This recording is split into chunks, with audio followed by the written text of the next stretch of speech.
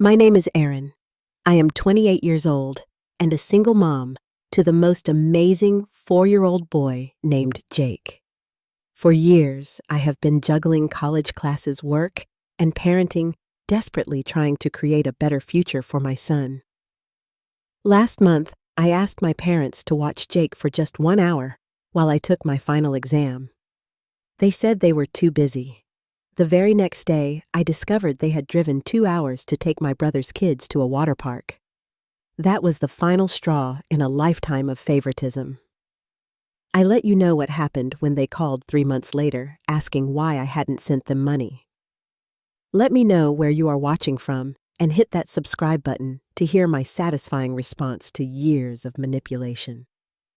I grew up in a modest brick house in Columbus, Ohio, with my parents Sandra and Thomas and my younger brother Adam.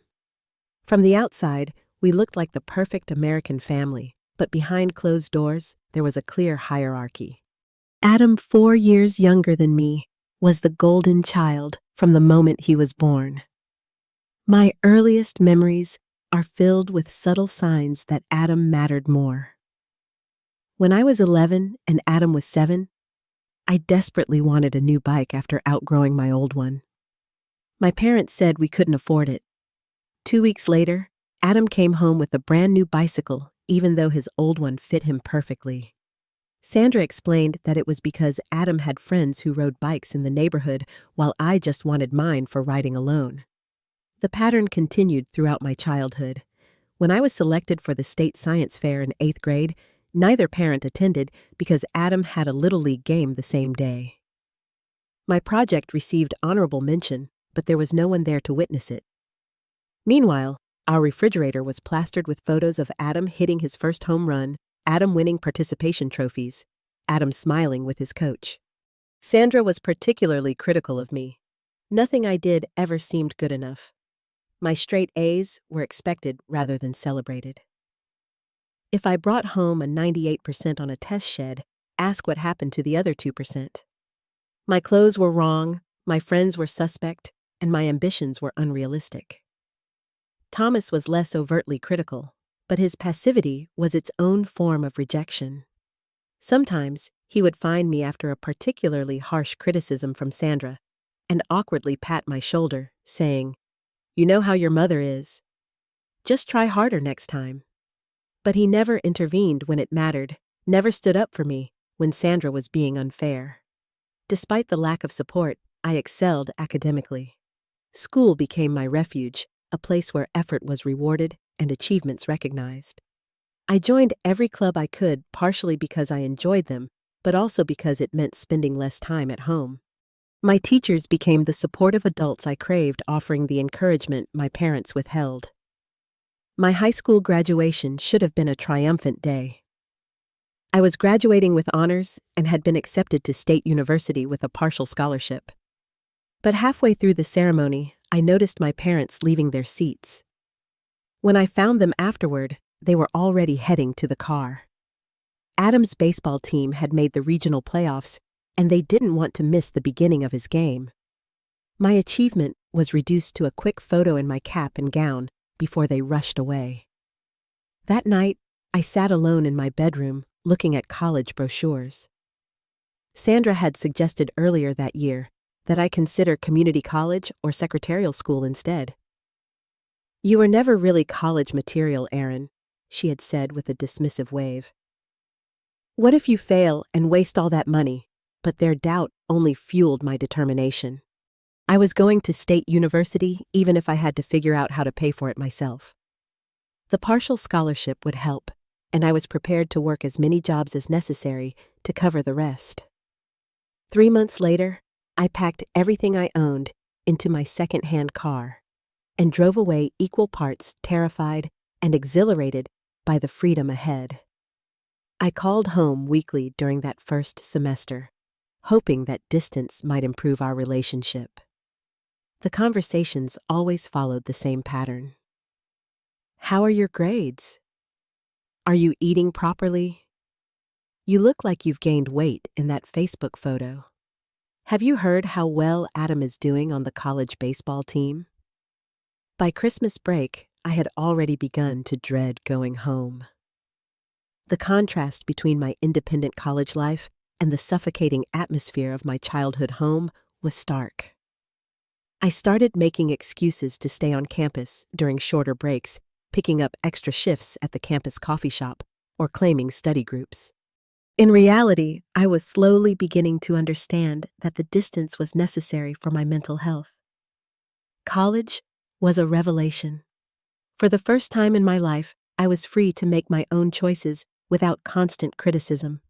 I worked 3 jobs to support myself, waitressing on weekends, shelving books at the library between classes, and taking overnight shifts at a 24-hour convenience store when I could fit them in.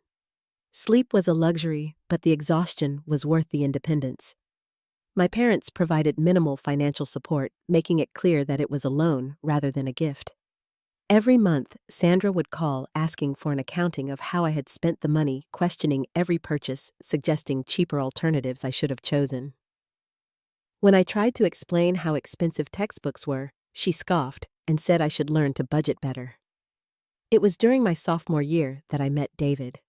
He was charming, confident, and seemed completely self-sufficient, everything I aspired to be. We met in an economics class where he sat behind me and would make quiet, witty comments that made me laugh, despite my determination to focus. After class one day, he asked if I wanted to grab coffee, and our relationship began. David was 3 years older and seemed so worldly to me. He had his own apartment off campus, drove a nice car, and never seemed worried about money. I was impressed by his apparent financial security, not realizing that it was built on credit cards and student loans. Our relationship progressed quickly. Within 4 months, I had moved into his apartment, eager to escape my cramped dorm room and reduce expenses. At first, it was wonderful. David was affectionate and fun, always planning exciting dates and surprising me with small gifts. When I expressed concern about the cost, he would shrug and say, "We only live once." I introduced David to my parents during a weekend visit. Sandra immediately approved of him, impressed by his business major and confident manner. Adam, home from his college for the weekend, even seemed jealous of David's stories about parties and campus life. For once, I felt like I had done something right in my parents' eyes, though it bothered me that their approval was based on my boyfriend, rather than my own achievements. The cracks in our relationship began to show after about a year. Bills would arrive that David had forgotten to pay. He would borrow money for groceries, but spend his paycheck on new electronics.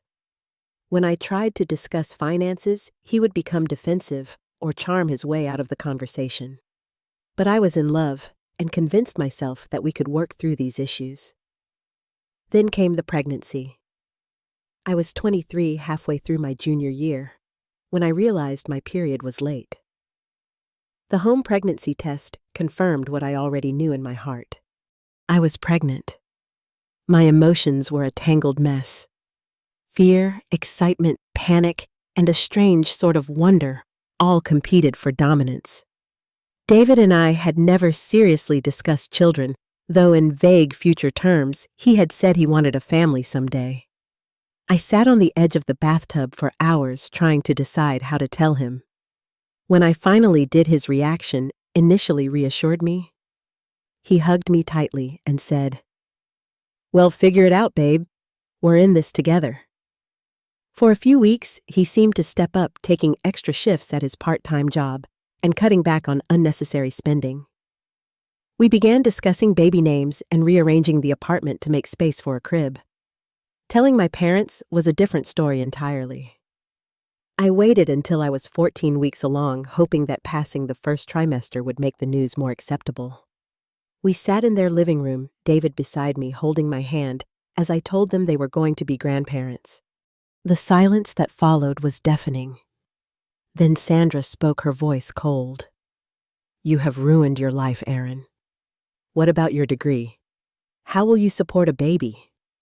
I always knew you made poor decisions, but this takes the cake." Thomas stared at the floor, saying nothing. When he finally looked up, all he said was, "Your mother is upset. You should go now." "Well, call when we've processed this." That call never came. Instead, I received a text message 3 weeks later, informing me that Adam and his girlfriend of 6 months were also expecting. The contrast in my parents' reaction was painful but not surprising. Sandra called daily with updates about the nursery they were helping Adam prepare the baby shower they were planning, and how proud they were that Adam was going to be a father while completing his degree. As my pregnancy progressed, David's initial enthusiasm waned. He stayed out later, came home smelling of alcohol, and became increasingly irritated by my pregnancy symptoms. The baby furniture we had talked about never materialized. Meanwhile, I continued my classes, determined to complete as much of my degree as possible before the birth. Jake came into the world on a rainy April morning after 18 hours of labor. David was present for the birth, but spent most of the time in the waiting room, claiming the process made him uncomfortable. When he held Jake for the first time, I thought I saw a flash of genuine love in his eyes, and I clung to that hope. My parents visited briefly the day after Jake's birth. Sandra held him stiffly, commenting that he was smaller than Adam's son would be. Thomas took one awkward photo, and then they left after 20 minutes explaining they had to prepare for Adam's graduation ceremony the following weekend. Life with a newborn was more challenging than I had imagined. I took the semester off, knowing I would need to return as soon as possible to complete my degree. David became increasingly distant, coming home later each night and finding excuses to avoid childcare duties. When Jake was 3 months old, I woke to find David gone and his closet empty. A note on the kitchen counter simply read, "I can't do this. I'm sorry. Am not ready to be a father." By the time I checked our joint bank account, he had emptied it of the small savings we'd accumulated. My calls went straight to voicemail, and within days, his number was disconnected. I was alone with a 3-month-old baby, no partner, no degree, and barely enough money for next month's rent.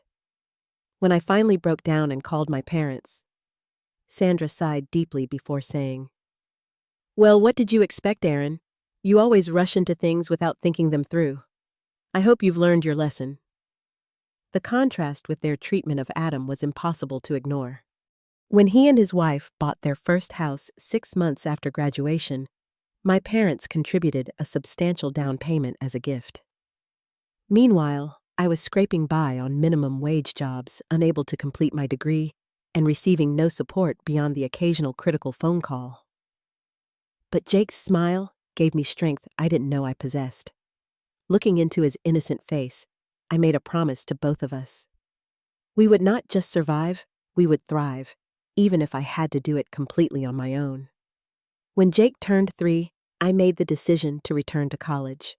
The past 3 years had been a blur of survival jobs, sleepless nights, and pinching every penny. I had worked as a waitress, a retail clerk, a house cleaner, anything that would pay the bills and allow me some flexibility to care for Jake. But I knew that without my degree, we would always be struggling. Enrolling was a logistical challenge. I scheduled my classes for evenings and weekends when possible, supplemented with online courses. I found a coffee shop willing to give me morning shifts from 5 a.m. to noon, allowing me to pick Jake up from daycare in the afternoon study, while he napped, and attend evening classes while a babysitter watched him. Our apartment was a tiny 1-bedroom in a less desirable part of town. Jake slept in the bedroom while I made do with a pull-out sofa in the living room. The walls were thin, the plumbing unreliable, and the neighbors noisy, but it was what we could afford. I decorated Jake's corner of the bedroom with colorful posters and string lights to make it special, using creativity to compensate for what we lacked in money. Our budget was a masterclass in stretching dollars. I became an expert at finding free activities for Jake, spotting grocery sales, and making meals that could be stretched across multiple days. When Jake's clothes wore out, I learned to patch and mend. When he outgrew his shoes, I scoured thrift stores for replacements. There were times when I relied on the local food bank to get us through the end of the month, swallowing my pride, because Jake's needs came first. But amid the hardship, we found joy. Jake was a resilient, sunny child who could find delight in simple pleasures. A trip to the public library became an adventure. A walk to the neighborhood park was an expedition. He never complained about what we didn't have, perhaps because he had never known anything different. Our support network was small but mighty. Ms. Patel, our elderly neighbor, would watch Jake occasionally when our schedules became impossible. She taught him to plant seeds in yogurt cups on the windowsill and told him stories of her childhood in India. Jake would proudly bring home wilted seedlings and beaming smiles after their time together.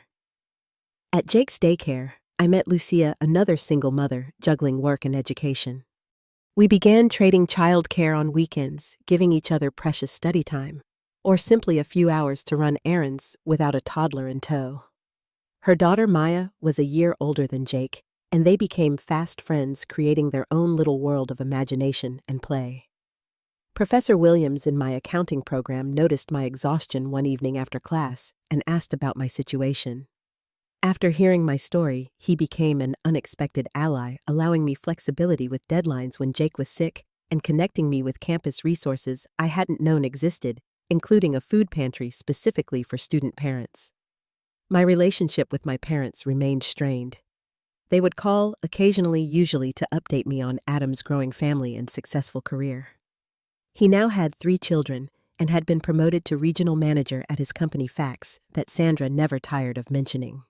When they did ask about Jake, it was with a distant sort of interest, as if inquiring about a casual acquaintance rather than their only grandson. On the rare occasions when they offered financial help, it came with strings and reminders. After helping with an unexpected car repair, Sandra called weekly to ask when I would repay them, despite initially presenting it as a gift. When Jake needed glasses that weren't fully covered by his basic insurance, Thomas sent a check, but included a note about fiscal responsibility. The most troubling development came when I secured a more stable part-time position as an office assistant.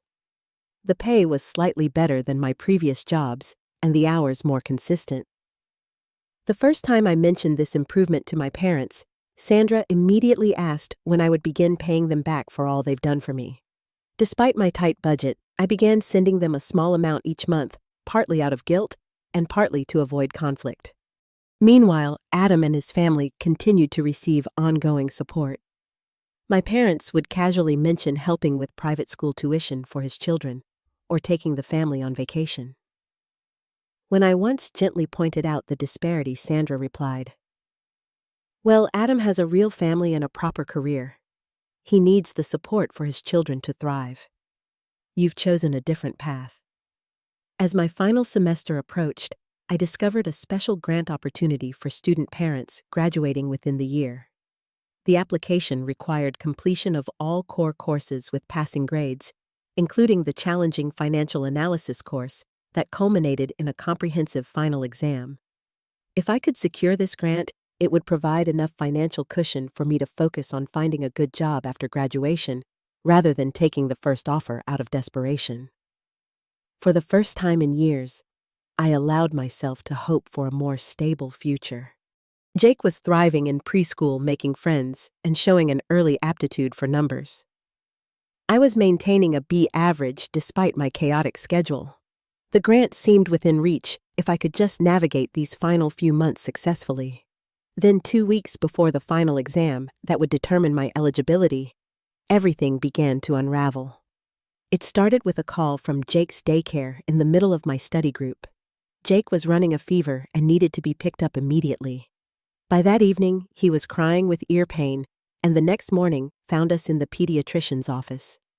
Double ear infection, the doctor confirmed, writing prescriptions for antibiotics and pain relievers. He'll need to stay home for at least 3 to 5 days. No daycare until he has been fever-free for 24 hours. My carefully balanced schedule collapsed like a house of cards. The final exam was in 10 days, and I had been counting on this week for intensive studying. The financial analysis course was my most challenging subject, covering complex valuation models and market projections. Now, instead of reviewing practice problems, I would be measuring medications and soothing a cranky 4-year-old. The first 2 days were the worst. Jake was miserable, alternating between clinging to me and fitful napping. I attempted to study during his brief sleeping periods, but exhaustion made the numbers blur on the page. By day 3, his fever had broken, but daycare policies still prohibited his return. He felt better, but was bored and demanding attention, making sustained concentration impossible.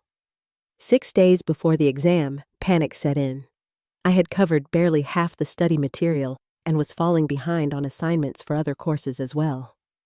The grant application deadline loomed just a week after the exam, and without a passing grade, I would be ineligible. I began exploring every possible childcare option. Lucia was visiting family out of state. Ms. Patel had a doctor's appointment on exam day for her arthritis treatment. The drop-in daycare centers charged prohibitive rates for single-day care, and most required registration weeks in advance. My classmates were all preparing for the same exam and facing their own time constraints. With 3 days remaining, I made the call I had been dreading. My parents lived just 30 minutes away, and the exam was scheduled for a Tuesday afternoon at 2 p.m. It would require only an hour of their time, plus driving. Sandra answered on the third ring. "Hi, Mom," I said, trying to keep my voice steady. "I have a huge favor to ask. I have my final exam in financial analysis on Tuesday, and Jake is still recovering from an ear infection. Would you and Dad be able to watch him for about an hour while I take the test? I'll drop him off with activities and snacks. He's easy to entertain now that he's feeling better." The silence on the other end stretched uncomfortably before Sandra responded. "Oh, Erin, I don't think we can do that. Tuesday is very busy for us. We have our bridge club in the morning, and then your father has a dental cleaning. I'm not sure we'd be back in time." I swallowed my disappointment. "The exam is at 2. I could drop him off at 1:30 and be back by 3. If you're done with your morning activities by then, it would be a huge help. This exam is really important for a grant I'm applying for." Sandra sighed audibly. "You know how these appointments can run long. And honestly, Erin, this is the problem with trying to do too many things at once. You need to prioritize better. Maybe this is a sign you should take a break from school until Jake is older." My grip tightened on the phone, but I kept my voice level. "Mom, please, I'm asking for 1 hour. Jake is your grandson, and this exam could make a huge difference for our future." "Hold on," she said. I heard muffled conversation in the background before she returned. "Your father says we have prior commitments that afternoon as well." "I'm sorry, but we just can't do it. You should have asked earlier or made alternative arrangements. This last-minute planning is so like you, Erin." The criticism stung, but I made one last attempt. "Dad," I asked, knowing he was listening, "could you help for just an hour? Please?" There was a rustling as the phone changed hands. Thomas spoke gruffly. "Erin, we have commitments. You need to be more responsible and plan better. Maybe ask one of your friends. We have our own lives too, you know." The conversation ended shortly after with vague wishes of good luck, but no offer of assistance. After hanging up, I sat at our small kitchen table and allowed myself 5 minutes to cry, careful to keep quiet, so I wouldn't wake Jake from his nap. Then I dried my tears, opened my laptop, and emailed my professor explaining the situation. Professor Williams responded with unexpected kindness. While he couldn't reschedule the exam, he offered a compromise. I could bring Jake with me and set him up in the empty office next to the classroom. The department secretary would keep an eye on him, and I could check on him if needed. It wasn't ideal, but it was a solution. The day of the exam arrived with new challenges. Jake woke up excited about going to mommy's school, but became increasingly restless during the morning. I packed a bag with his favorite quiet activity snacks and a new coloring book I'd been saving for an emergency. I explained repeatedly that he would need to be very quiet and good while Mommy took an important test. At the university, Jake was initially impressed by the large buildings and crowds of students. Professor Williams greeted us warmly and introduced Jake to Mrs. Gonzalez, the department secretary, who would be working nearby. I set Jake up with his activities and promised a special treat if he could be quiet for just 1 hour. The exam was as difficult as I had feared, covering complex calculations and theoretical concepts that required complete concentration. From the adjacent office, I could occasionally hear Jake asking questions or Mrs. Gonzalez gently shushing him. Each sound broke my concentration, sending my anxiety spiraling as I tried to refocus on the problems before me. Halfway through, Mrs. Gonzalez appeared at the classroom door, signaling me. Jake had become bored and was now crying for me. I stepped out briefly to reassure him, conscious of the precious minutes ticking away. He settled somewhat, but when I returned to the exam, my mind was scattered. I completed the test with minutes to spare, aware that my performance had suffered. Several questions were only partially answered, and I hadn't had time to review my calculations for errors. As I gathered my papers to submit, I felt a mixture of relief that it was over and dread that I had underperformed. Jake, sensing my stress, was subdued as we walked to the car. "Are you mad at me, Mommy?" he asked in a small voice. I knelt beside him in the parking lot, my exam worries momentarily forgotten. "No, baby, never. You did so well today. Mommy just had a hard test, but it's over now.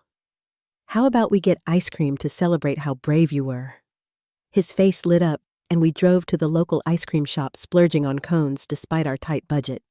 As Jake happily devoured his chocolate scoop, making a ring of ice cream around his mouth, I pushed away thoughts of the exam and grant application.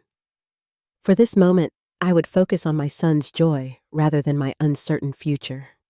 That evening, after putting Jake to bed, I collapsed onto the sofa, emotionally and physically drained. I hadn't had time to properly study, had likely performed poorly on a crucial exam, and had been forced to put my child in an uncomfortable situation, all because my parents couldn't spare a single hour to help.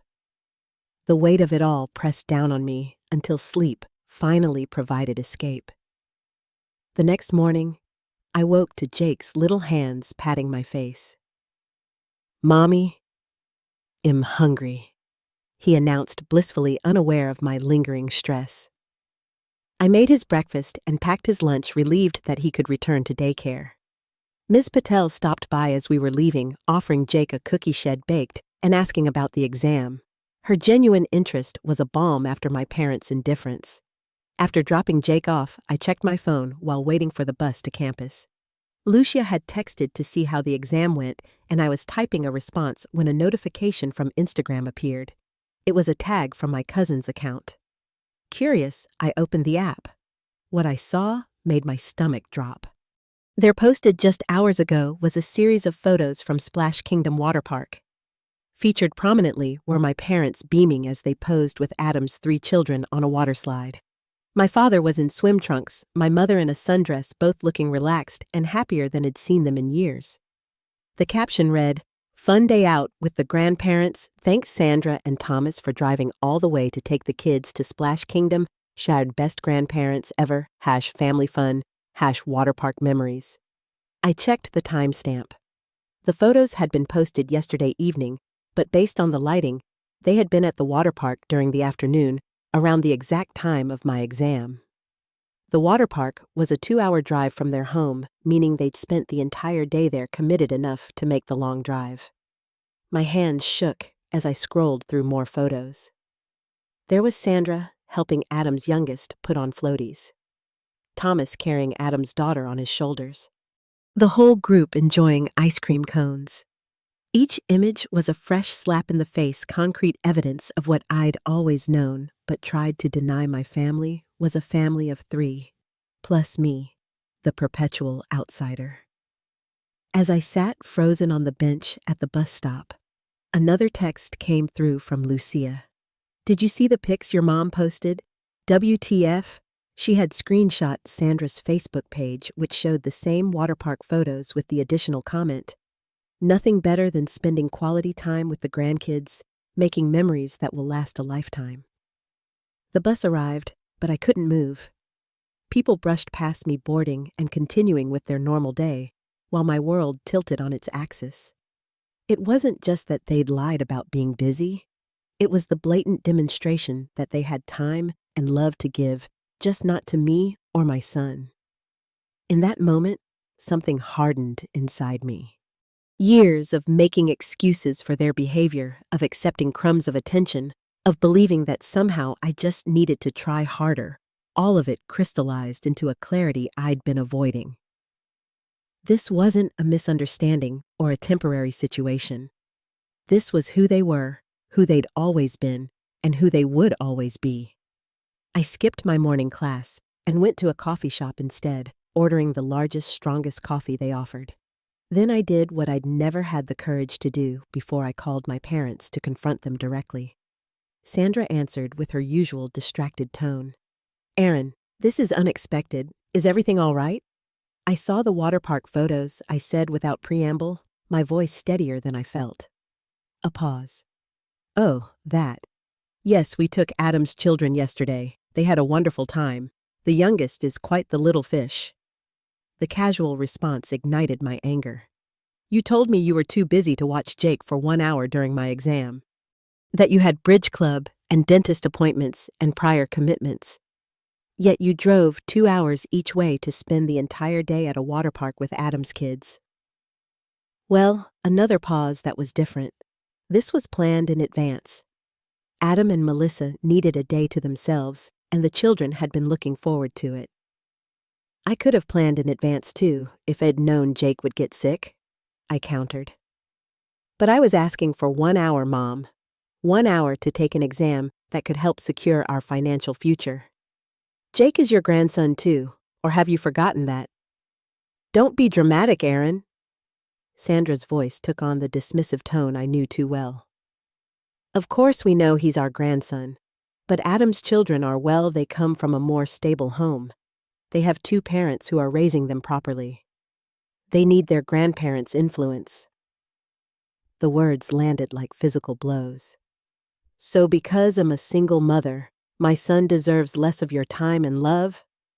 That's not what I said. But since you've brought it up, your situation is the result of your choices. Adam has built a proper family and a successful career. His children are being raised in a traditional household. You've chosen a different path. I heard Thomas in the background asking what was going on, and Sandra briefly covered the phone. When she returned, her voice was defensive. Your father says you're being unfair. We help you plenty. Who paid for your car repair last year? Who sent money for Jake's glasses? The money. Always the money. Never the time. Never the love. Never the support that actually mattered. And in return, you've expected monthly payments, even though you know.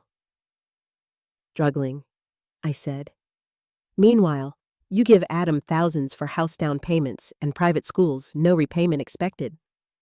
When was the last time you even asked how Jake was doing? Do you know his favorite color?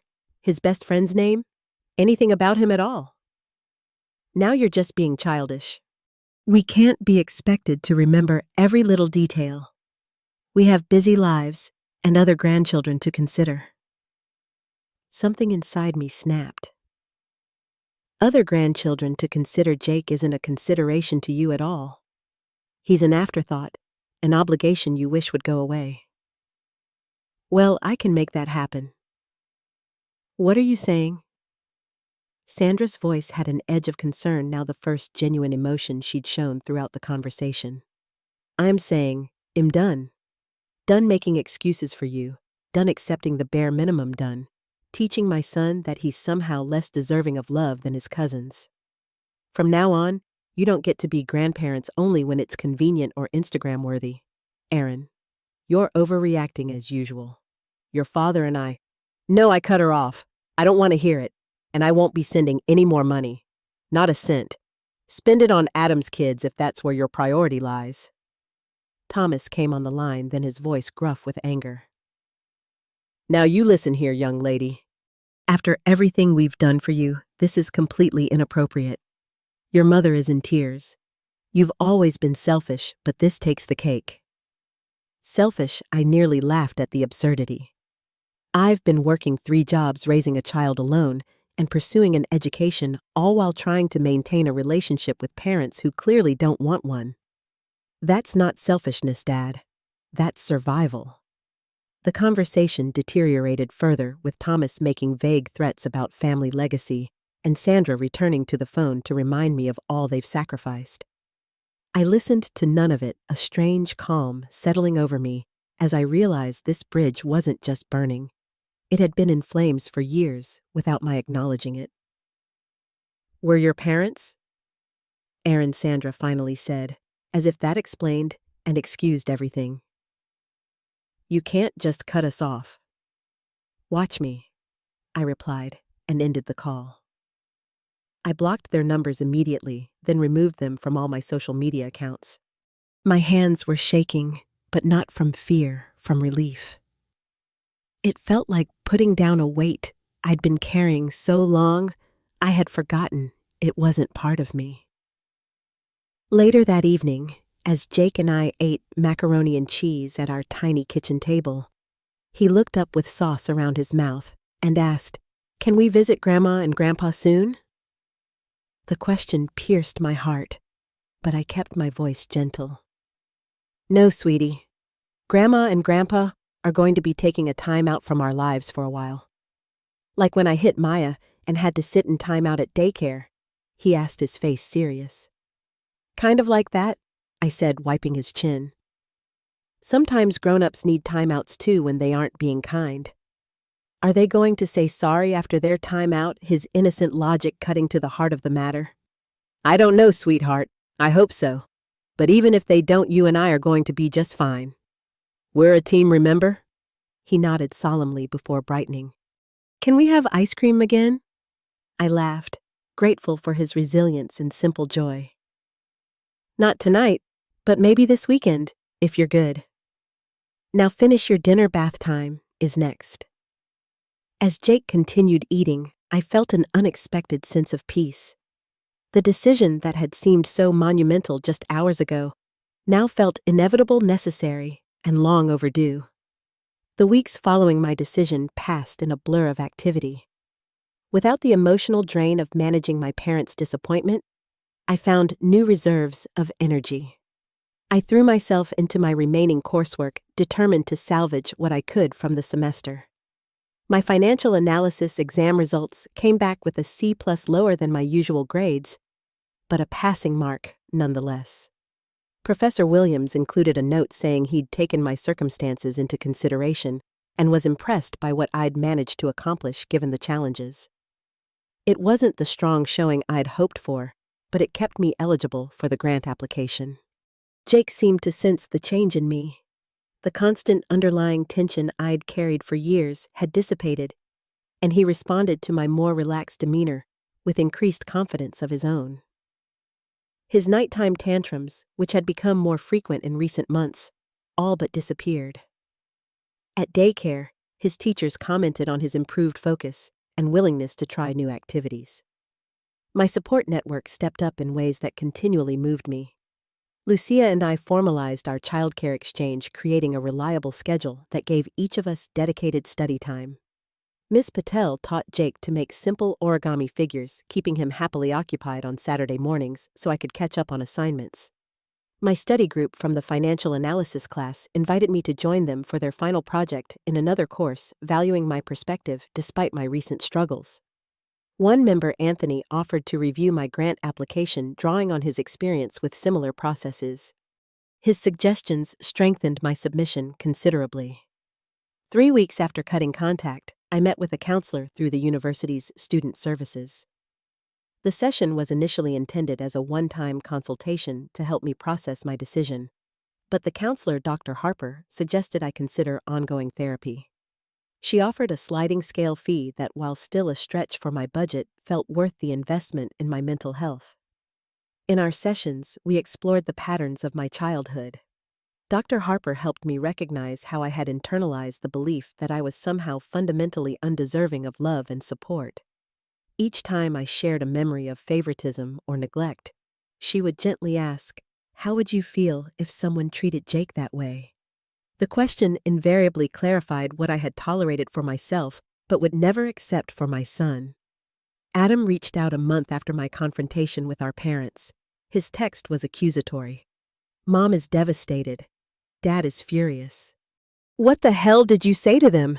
They said you've abandoned the family. I always knew you were selfish. But this is low even for you. I considered ignoring him, but decided a clear response was warranted.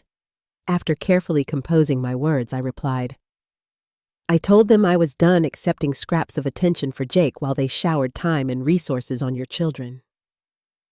I'm done being the family ATM while receiving nothing but criticism in return. If they want to share their version of events, that's their choice, but I've made mine.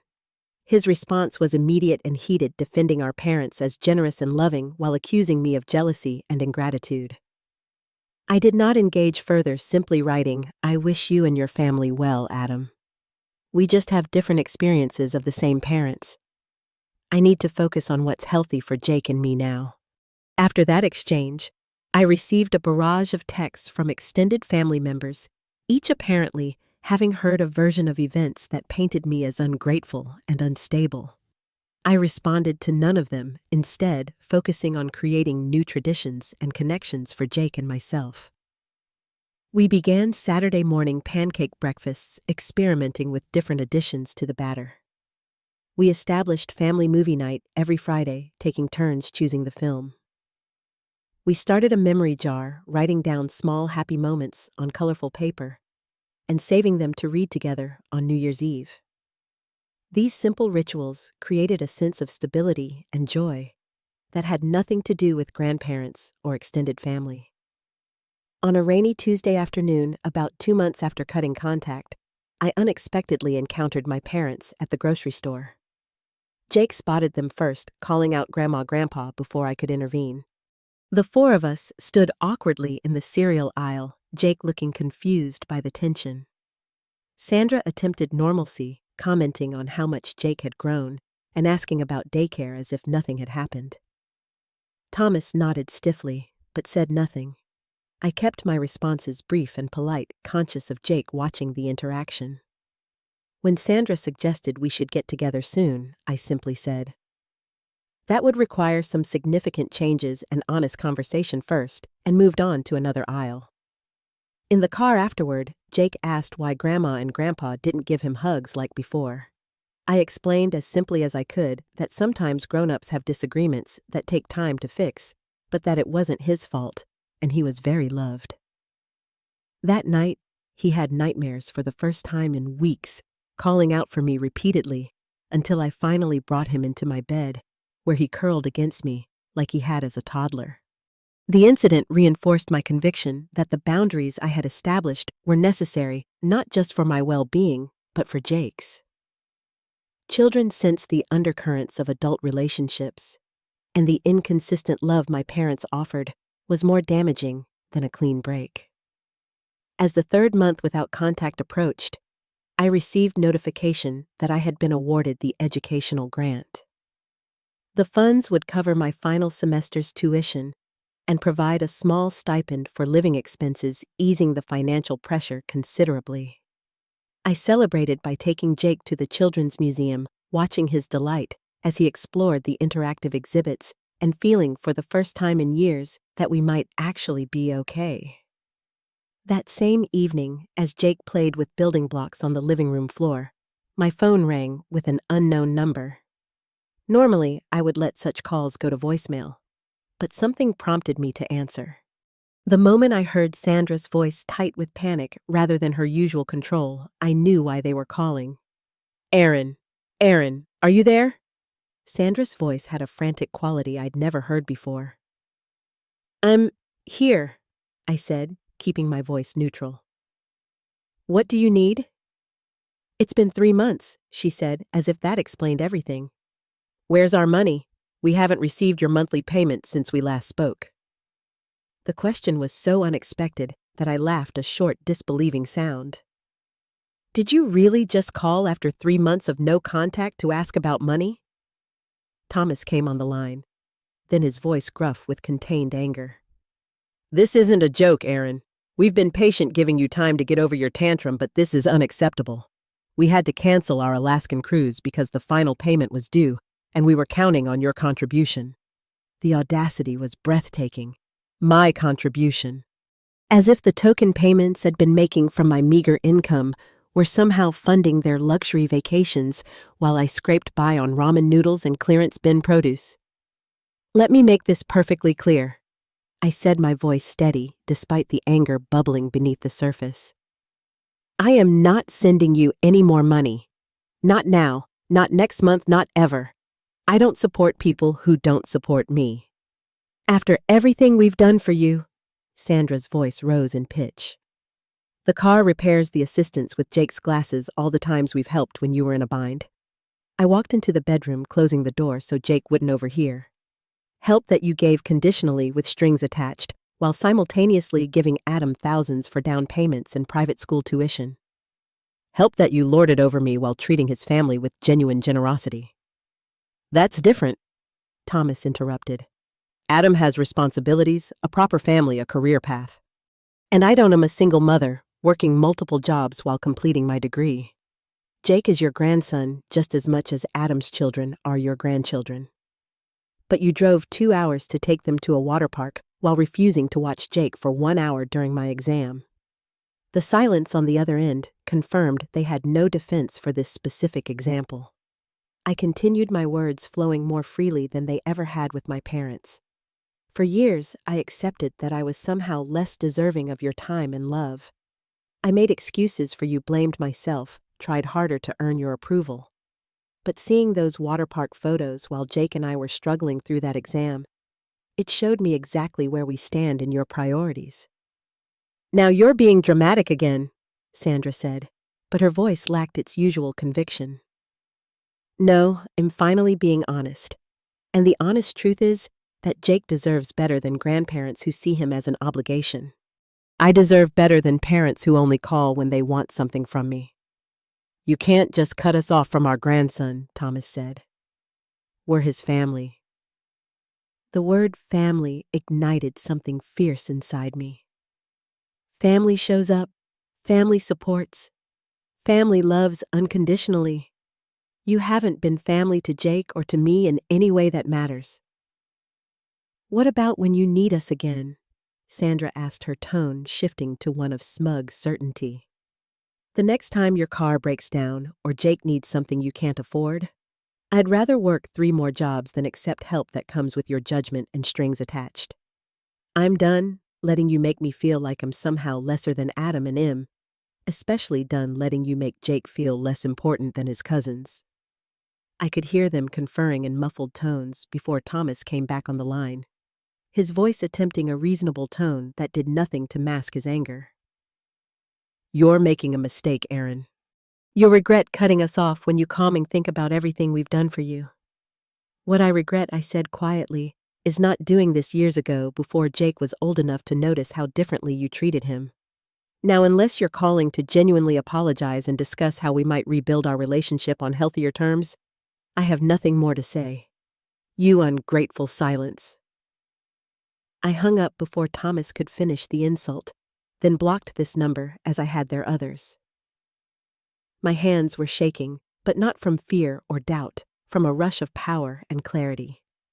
For perhaps the first time in my life, I had spoken my complete truth to my parents, without filtering it through a desire for their approval. I returned to the living room where Jake was still playing contentedly with his blocks, building a structure that kept collapsing and that he kept patiently rebuilding. The metaphor wasn't lost on me. Who was on the phone, Mommy?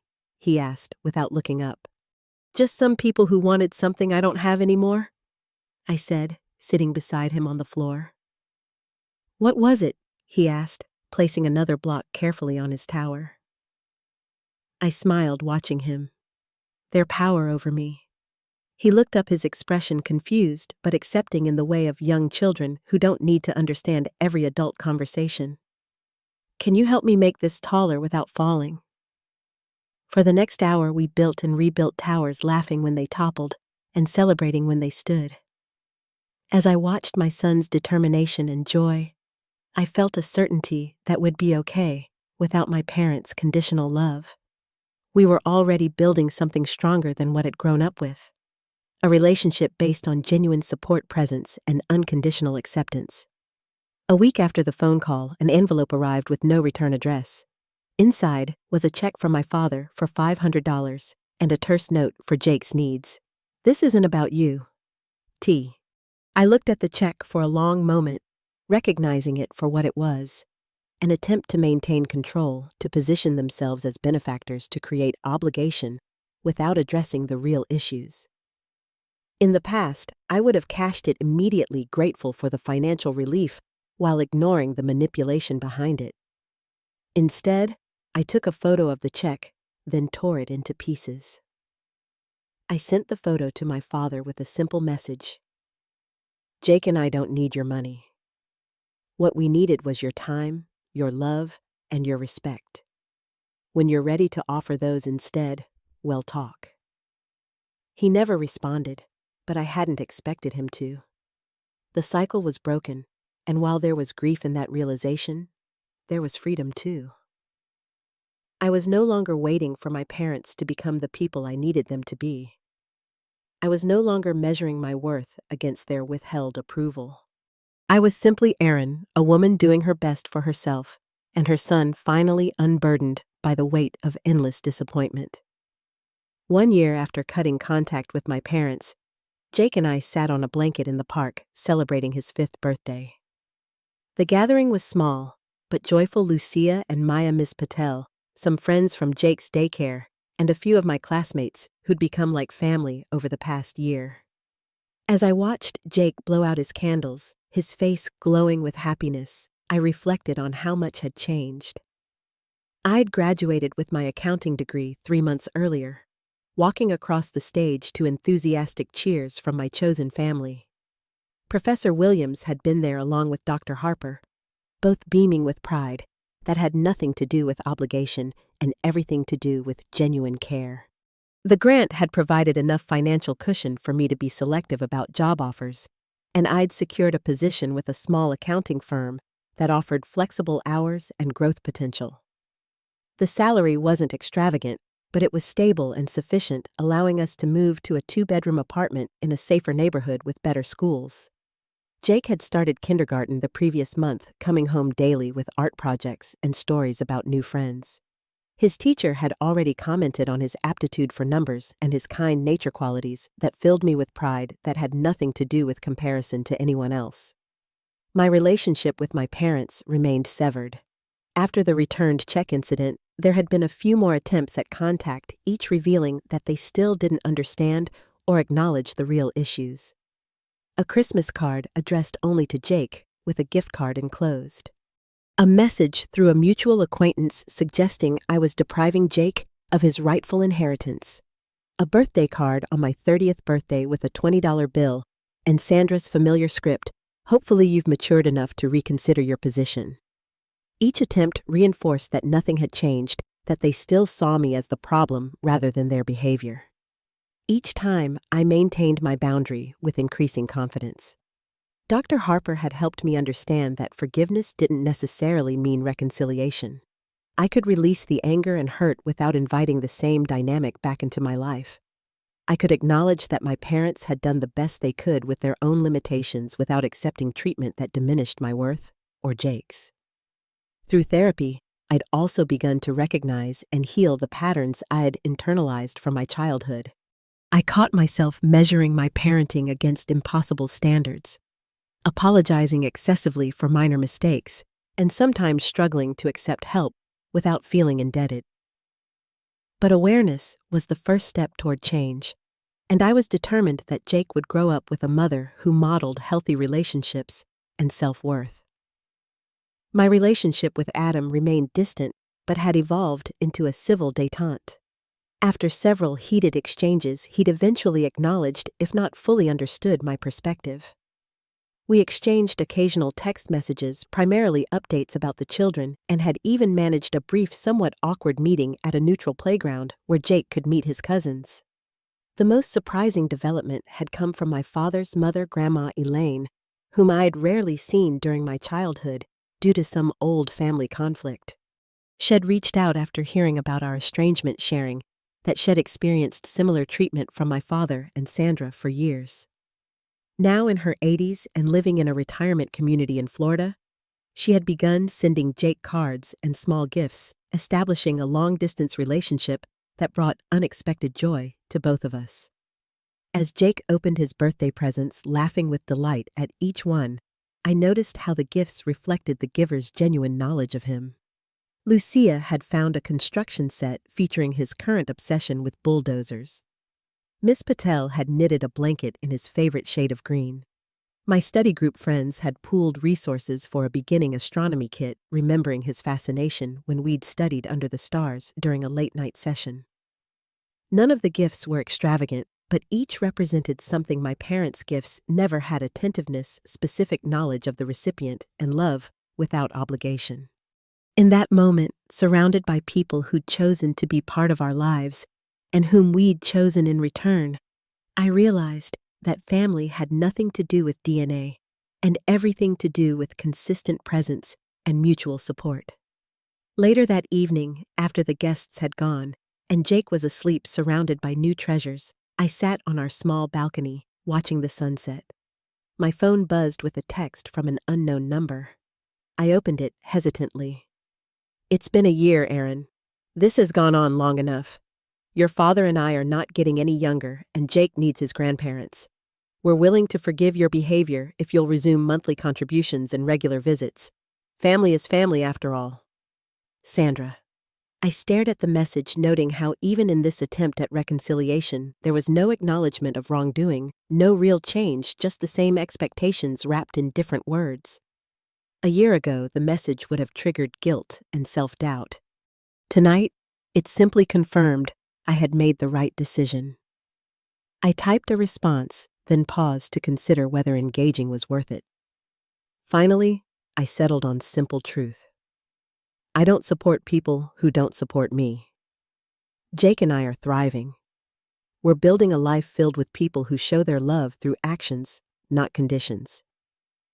If you're ever ready to be part of that life in a healthy way, you know what needs to change. Until then, we wish you well. After sending the message, I blocked the number, closed my eyes, and breathed deeply. The weight of expectation and inadequacy that had been my constant companion for so long was gone, replaced by a quiet confidence in my own worth and choices. Inside, Jake stirred and called out, "Mommy!" I went to him, stroking his hair as he settled back into sleep. Looking at his peaceful face, I whispered the truth that had become my guiding principle. Some people will never give you what you need, no matter how much you hope or try or change yourself. The real freedom comes in accepting that and building your life around those who will. Have you ever had to cut off family members who consistently showed they didn't value you? Do you think blood ties should override toxic behavior? Or is it sometimes healthier to create boundaries even with parents? Share your thoughts in the comments below. If this story resonated with you, please hit the like button and subscribe to hear more stories about setting boundaries and finding your worth. Thank you for listening, and remember that sometimes the family you choose is more supportive than the one you're born into.